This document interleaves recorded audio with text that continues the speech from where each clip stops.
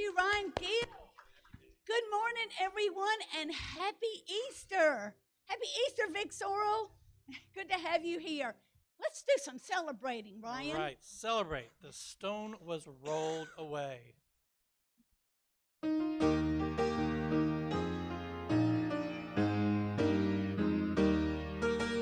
Celebrate, the stone was rolled away. A miracle, a message sent to say, Jesus overcame the world just like we can today. Celebrate, the stone was rolled away. Celebrate, the stone was rolled away.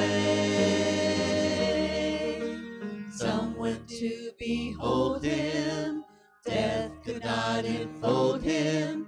An empty tomb was what they found instead. In what seemed the darkest hour, love proved its power, and the Christ that lives in us rose from the dead. Celebrate, the stone was rolled away. A miracle, a message sent to say, Jesus overcame the world just like we can today. Celebrate, the stone was rolled away. Celebrate, the stone was rolled away. Heaven's bells are ringing, praises we are singing to the one who came to show the way.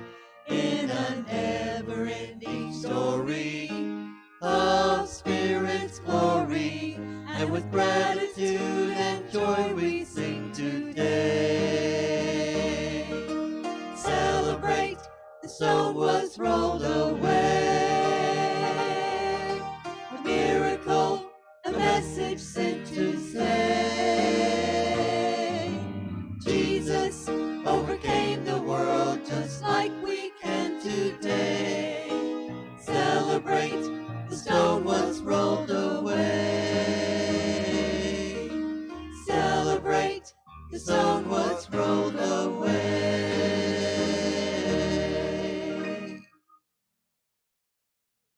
Good morning. Time for some announcements. There aren't very many, but are a few. UMC, which is us, Unity of Music City, members are encouraged to check their emails for church routines, notices, updates, meetings, etc., etc., etc. So if you're not accustomed to checking in your email, please do that because you learn a lot. If something changes at the last minute, we kind of hear about it. Also, small trees, our baby trees, they're still out there, and you know what? They're blossoming. You know, they got leaves started on them, buds, and all of that. So now's a real good time to get one. Small donation, if you can afford it, to the church for the trees. If you have any questions about that, you can call the office, or there's a number, 615-847-7480 for information. There will be a town hall meeting. I'll say that again. There will be a town hall meeting on Wednesday, April 7th at 6:30 p.m. 6:30 p.m. Please check your email for the Zoom information, that link to let you in there. For some, I assume that can come to the church for that as well, Benita, if they want. All on Zoom. Okay, just curious because sometimes they're not. All right, so that's all on Zoom. All right. Join the Lunch Bunch. We're doing a new book, the book club on Wednesdays at 11:30 to 1. And the new book that we're using is This Moment is Your Miracle, Spiritual Tools to Transcend Fear and Experience the Power of the Present Moment by David Hoffmeister. Text Karen if you would like to join that group. She'll send you the link so that we'll be all on Zoom together. And the number is 931-581-6116, or see the weekly happenings newsletter, or email for more information. Okay, let's sing again. You want to? I will rise up and be all that I can be.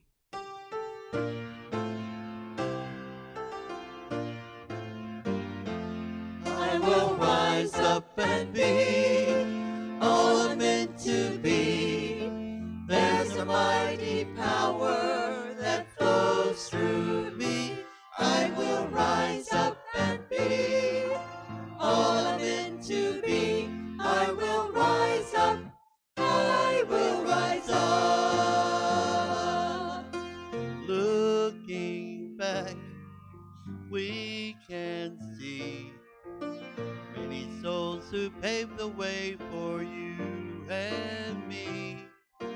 Gifts of inspiration, they are ever in my heart, giving me the strength I need to make a new start.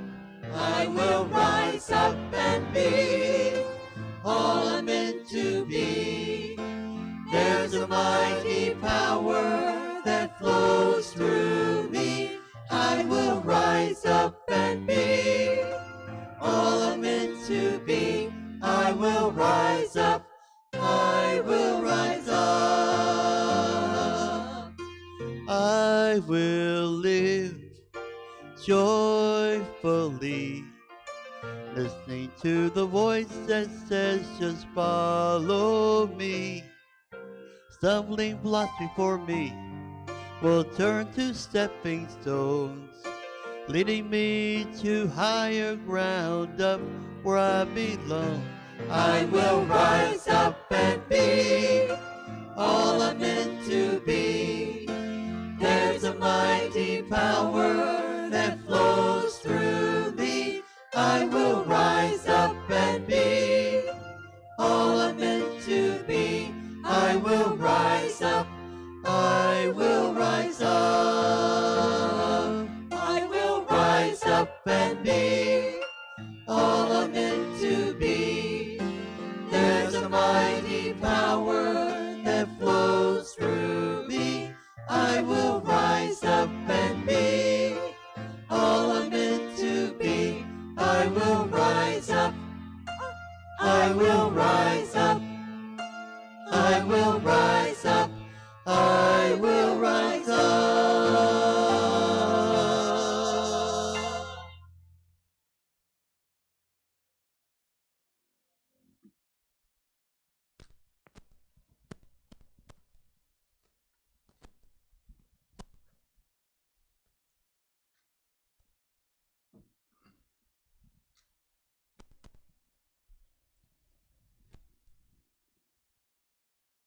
Good morning, everyone. This morning's daily word is arise. I welcome my resurrection experience. Can you guys repeat that after me?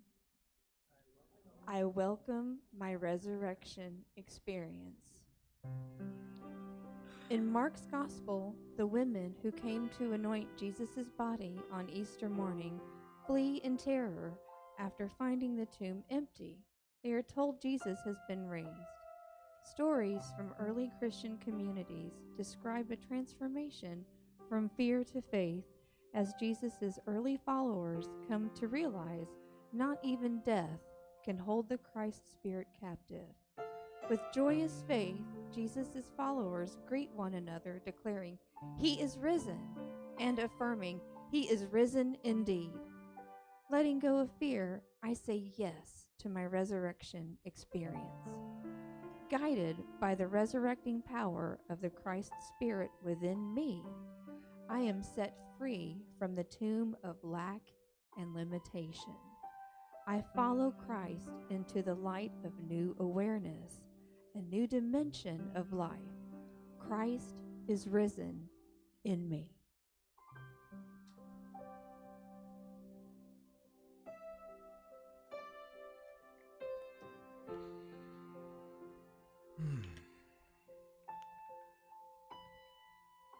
And as we take this time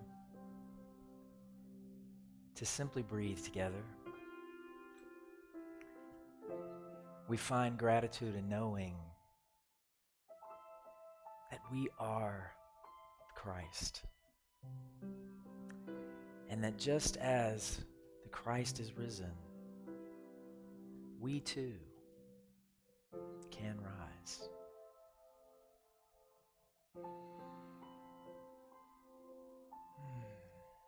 As we allow our breath to just center us into the space of our truest, most authentic love, our truest, most authentic self,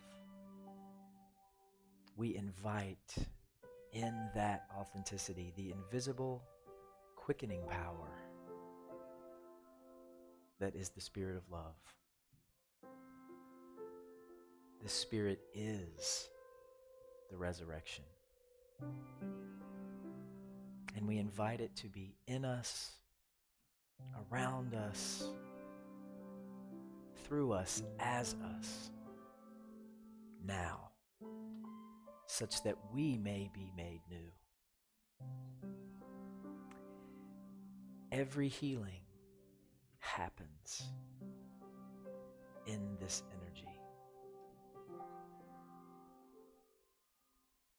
As we conform to the idea of the divine, we become the divine idea itself.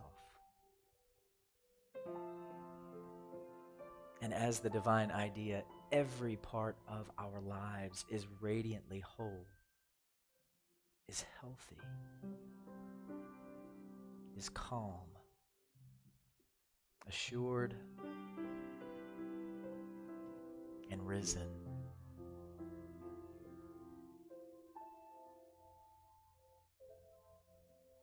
And in the sacred silence now together, we consider this transformation, we allow this transformation, and we are this transformation in the silence.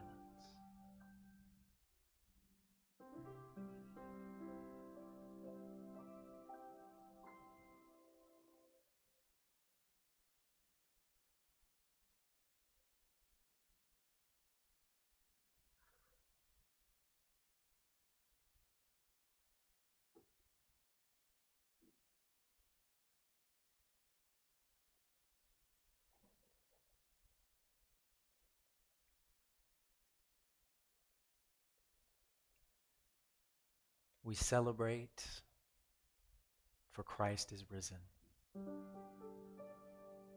And we get to be it now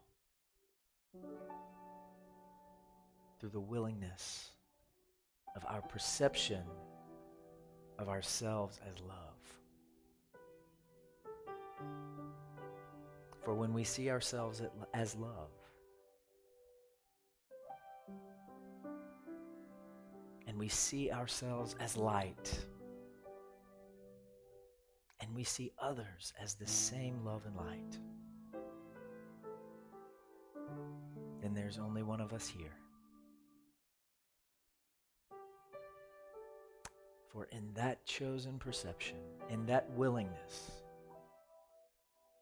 love has us.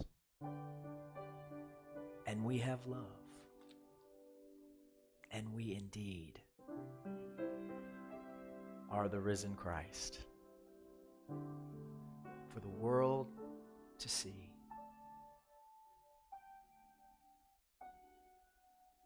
For Jesus is the great example. And so it is. Amen.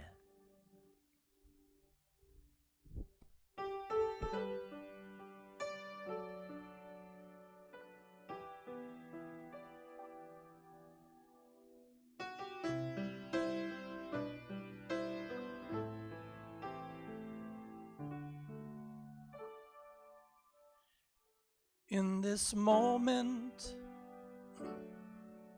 in this place, I remember who I am,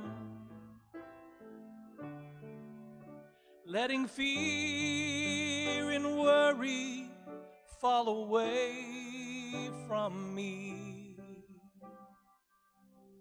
I open my eyes to see that there is only love. There is only love. Love that heals, a love that sets us free. There is only love. When I lose myself, when I feel I've lost my way, when I go inside and quiet my mind, I can hear Spirit gently say that there is only love. There is only love. Love that heals, a love that sets us free. There is only love. There is only love. There is only love. A love that heals, a love that sets me free. There is only love.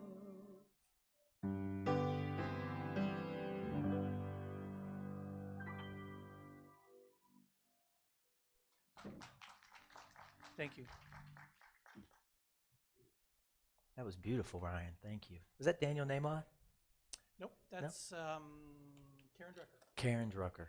Karen Drucker. Thank you, Karen Drucker, too, wherever you are. And thank you, everybody who provided our beautiful music today. Happy Easter. Wonderful to see everybody. Wonderful to be. I haven't had a tie on in so long. I bet it's been over a year. And it feels good. It feels good to just wear a tie, but maybe loosen it a little bit. Right? Almost didn't recognize me.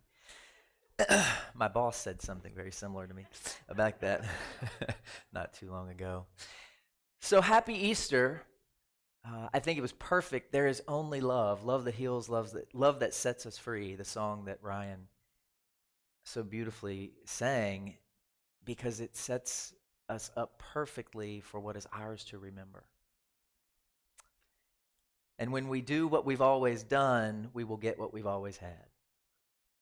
When we think what we've always thought, we will live what we've always lived. If we want to see ourselves and our lives and our worlds in a way that we haven't seen before, we must first allow the way to see. And that brings us to today, Easter Sunday, the one day where billions, literally billions of people around the world, all at the same time, we create this change by our means of focus and our willingness to shift our focus together from probability to possibility. And we think about the fact that our world is a world of probability, metrics, risk evaluation. It's always linear. It's always about numbers. And then today, we shift that. When in reality, that shift is our opportunity every day. possibility. The willingness to see ourselves differently as the result of our intention. And so today we're going to look deeper at what truly then is our intention. Is our intention in this world to rise, or is our intention to remain asleep? To rise or to remain asleep. And ultimately what that means, even though we call it a lot of things, this example that Jesus rose basically means that we can also rise by seeing ourselves and each other as the love that is the truth of who we are. But it's the ultimate shift in perception, because think of what we will allow ourselves to do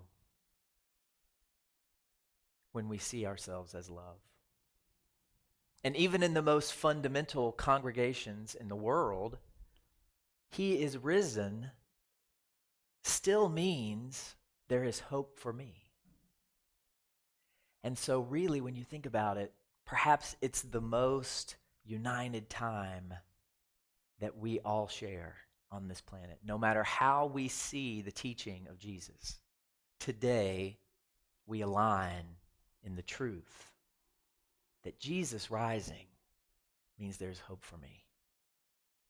There's hope for me to do the same. So, in that spirit,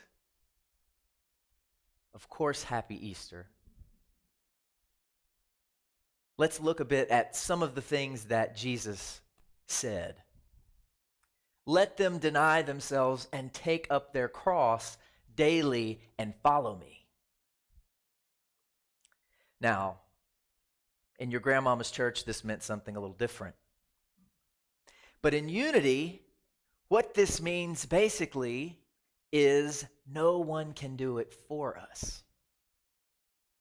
We must be the ones as the result of our choice to change our minds, that we follow the example that Jesus taught and that Jesus lived, because we see it as possibility for our lives. But we have to do it ourselves, because only we can change our minds. Think of any suffering that you've ever witnessed in another person, and that feeling of wanting to take that away, especially in animals, children, and you can't. The ultimate suffering we experience is the misperception of ourselves. And yet we're the only ones that can change it. As clearly as we see the truth of people, they still must be willing to see themselves as the love that they are, as the result of their own intention, willingness, and committed action. Whoever seeks to gain his life will lose it. But whoever loses his life will preserve it. Jesus was speaking of the process of death metaphorically with regard to our self-identification, our own ego identification, and our willingness to die to that such that we can see the truth that is the love that we are. Whoever seeks to gain his life will lose it. Meaning, when we attempt to create outside of love, when we create apart from love, we are at the effects of lovelessness. We will lose our lives when we seek to gain our own ego vision of who and what we are. But whoever loses his life will preserve it, speaks to the availability of our consciousness to the will of love. When we lose our will, our willfulness, and we become available to the will of love, we gain our lives. And that's funny because, a lot of times when you first start going to church and You're going to get right with God. And you think, man, all this stuff I'm going to have to give up, that's so fun. But the truth is that when you're right with love, when you see yourself righteously, through right use of the mind, righteous, right use, that's when life begins. That's when the true fun begins. But we must first die to what the material world would have us believe about ourselves, such that we might rise through the power of resurrected thought. And many of us simply will not let ourselves die to who we've become because we won't allow ourselves to come off the cross. The cross that we've created as the result of our own self-judgment, self-condemnation. Get off the cross, we need the wood. Right? But it reminds us that we really are the only ones on the cross when we hold a grievance in our hearts. We may not want to let people get off the hook that easily. We're the only ones on the hook. We're the only ones on the hook. If there is a cross at all in your life, it's because it's been created, enabled, and sustained by confusion. Confusion about your nature. Confusion about the truth of what you are. And it's the result of an intention to remain asleep to that truth. Because let's face it, when we see ourselves as love, life changes. When we hold ourselves accountable to seeing ourselves as love, well, then we have to show up differently. And sometimes it is easier in thought to remain asleep as opposed to rise as the love that we are. And just as many of us, I did learn at my grandmama's church that it begins with salvation. Seeing yourself as love begins with salvation. And in unity, salvation is merely the opening to the realization that there's another way. Probability to possibility. There's a different opportunity for my life that begins with the way that I see myself and the realization that I do not have to be bound to my stinking thinking any longer. Crucifixion is optional and unnecessary. In that realization, we are literally saved. How do we come to that, though? And for many of us, it's different. Sometimes we have to go through heartbreak. Sometimes we have to go through tragedy. Sometimes we have to get to the place where we have no other option but God. And that's when we find the truth of who we are at our essence. When everything else is cleared away. Many of you all may know that I came here when I was 17 years old to be a country star. And that was all that I knew. And I had no sense of myself in God. I didn't even know what that meant. I didn't even want to know what that meant. Because it just seemed much easier to just put that over here and go be a star.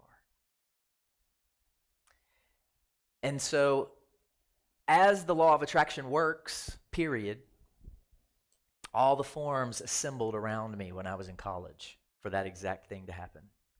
I attracted a producer, I attracted a publicist, I attracted a band, I attracted everything, and all the pieces were around me.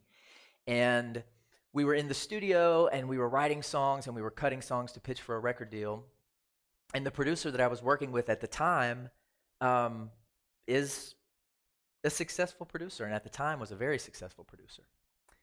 And about that same time, I fell in love with a man. First time in my life that I ever fell in love. And it was definitely a dilemma, because I knew that I couldn't be who I am and have my dream at the same time. And so I eventually came out, and what my producer told me was, you just have to decide what you want. Ultimately, do you want to be who you are? Or do you want to be what you want to be? And so that was a time in my life where I let everything go because I decided that I was going to be who I was. I told my dad one time that the only decision that I ever made about being gay was whether or not I was going to be honest about it. That's the only choice I ever made. And so, as the result of that choice and coming out, all of those forms that had assembled around me in my life that were the result of my consciousness fell away because my mind had changed. What was important to me completely changed. But it was heartbreaking and it was scary. And I'll never forget that week. It was almost like things changed overnight. When I finally came out, I was supposed to go to Alabama to sing in a wedding that following weekend. And I was in the Green Hills Library. Of all places to be in this city, I was in the Green Hills Library, and I found an 11 cassette series by Marianne Williamson called Practical Spirituality. This was in 1999. And I drove to Alabama that weekend to sing at that wedding, and I listened to those cassettes. And I drove all the way down to Fairhope, which is on the coast, so it was a long drive. By the time I got to Alabama, I had all that truth in me. I have never felt so alive in my life as I felt that day. I've never forgotten it. And I had all this long hair, and I had the windows down, and I had this truth, and I just smoking cigarettes as hard as I could go the whole way down there. I've never felt more alive. And my life changed. So how do we get there? For everybody, it's different. For me, it came through heartbreak. For me, it came through having no idea who I would be or who I was if it wasn't a country star. And when all of that started to move away from my life, then love had the opportunity to start rebuilding. And all of the forms truly did change. We think that the point at which we surrender our lives to love could be and should be the point at which things start to get easier. But what happens is that everything that was not love shows up. Everything in our consciousness that is still not love shows up and says, "What do you do about me? What do you do with me?" So it was like a wrecking ball arrived. I didn't recognize much about my life for several years until I started to re-identify with myself and the world as the love that I truly am. But it's never been the same as it was before. Never been the same. Since I drove to Alabama that weekend, I've never been the same. It took a lot of Mary Ann. That was a lot of hours. You know, it wasn't just one lecture. But love rooted in my consciousness in a way that changed the way that I saw myself. And that was the beginning of the rest of my life. Not my will be done, but thine. I will to will God's will in my life.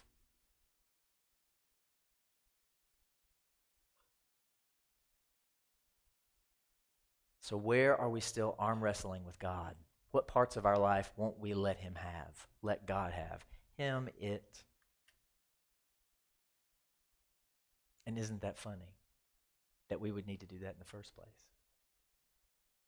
We love those bumper stickers that say God is my co-pilot, right? God is my co-pilot. But after my realization of my life as love and myself as love, I'm going to let God drive. Because I realize that that's in the best interest of everybody.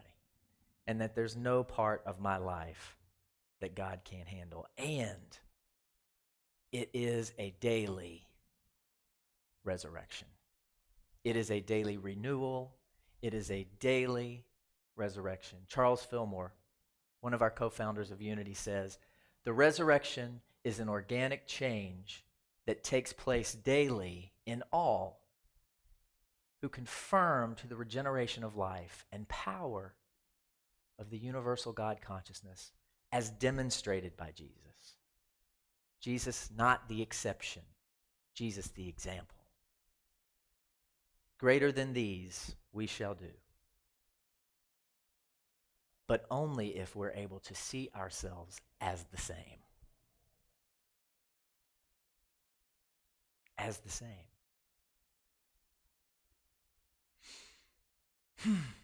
So if you've gotten that part and you feel like God really is driving in your life, and you are able to see yourself as love, and you are able to understand that when you hold a grievance, you're the only one on the hook, then my question to you is, what are you doing to make sure that somebody else knows that? How are you sharing that? Toni Morrison said, when you experience some power in this world, empower someone else. That's the most important thing you can do, is pass it along. And if you value the peace that you experience as the result of your concept of yourself as love, what are you doing to pass it on? Because that is the real reason we're here. To remember and to rise as the result of what we remember. The story never changes, and yet every year we show up to hear it. But do we live it from the time that we leave today until the time that we return next Easter? Do we live it? Are we risen? Are we willing to shine as the love of the light and the love of God that we are? Everywhere we go. Or are we willing to make apologies for what we know? Because not everybody realizes that. Are we willing to be in some spaces where we're just not willing to speak up and shine out and be who we are and be what we know because they wouldn't understand? They haven't got it yet.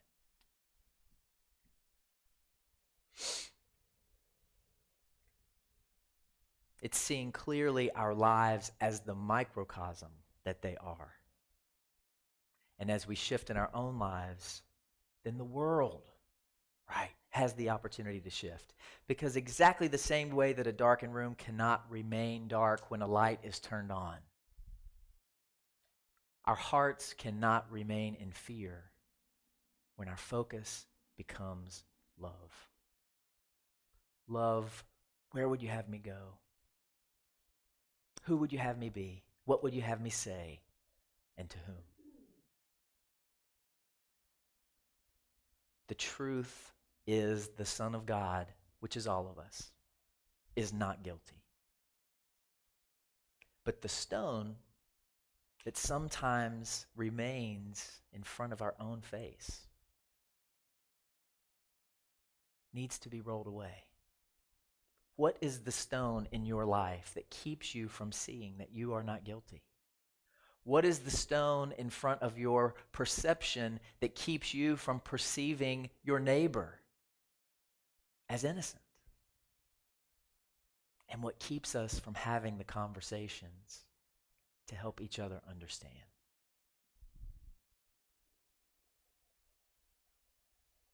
We're innocent. Risen, beautiful, brilliant, radiant, equipped, sourced, all powerful lights of love in the world. The most important part about Jesus is not that he lived. It's that he lives. He lives. Not that he died, but are we willing to die to the parts of ourselves that are not the truth? Are we willing to die to the parts of ourselves that are not the truth? We know that anything achieved by any one of us on this planet is available to us in consciousness. It is always available to us in consciousness. And as we perceive, so shall we be.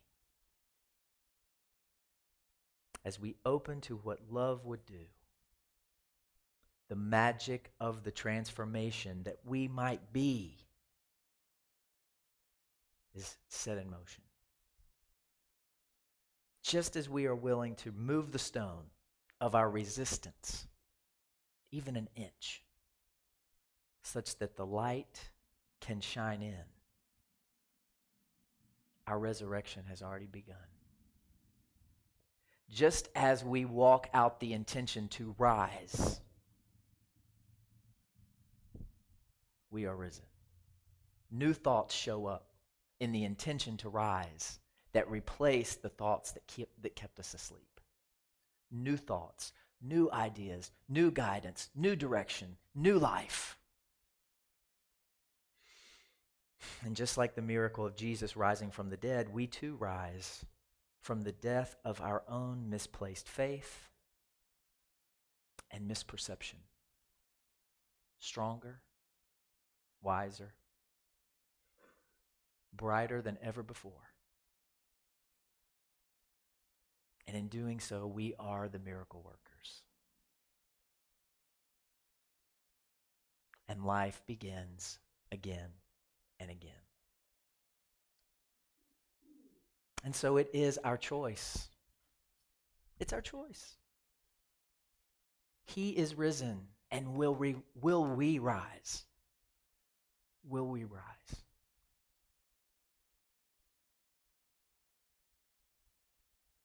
We have everything we need to accomplish our mission. We have each other. We have the truth. And we have the example. Probability becomes possibility with the shift of our own focus. Such as we choose, possibility can become the new life that we lead after today. Happy Easter. And so it is.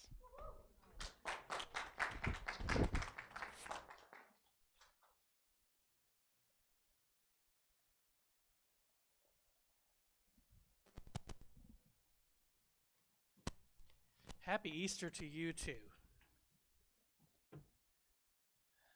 Now let's think about our tithes and offerings, donations that we give to the church. We know that these tithes come from a couple of places. The offerings that we give are both an aspect of what we can give back to the church in our actions and volunteering and being a part of our spiritual community. And we know that we can also give from the monies that we have, percentage of that. So as we think about that today, let's say our love offering blessing together. I am open to receiving floods of financial abundance with ease, so that I may be able to give back even more to the world around me. And as we do that, we are leaving a legacy of love.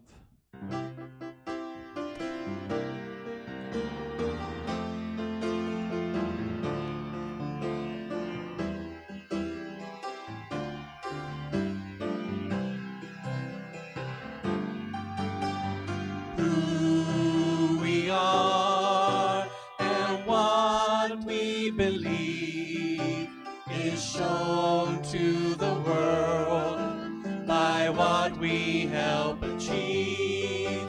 This dream we share, this loving way to live, will stand forevermore because we choose to give.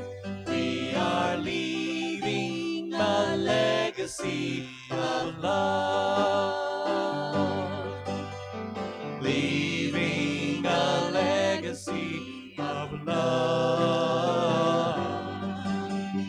Leaving a piece of our hearts for generations to see.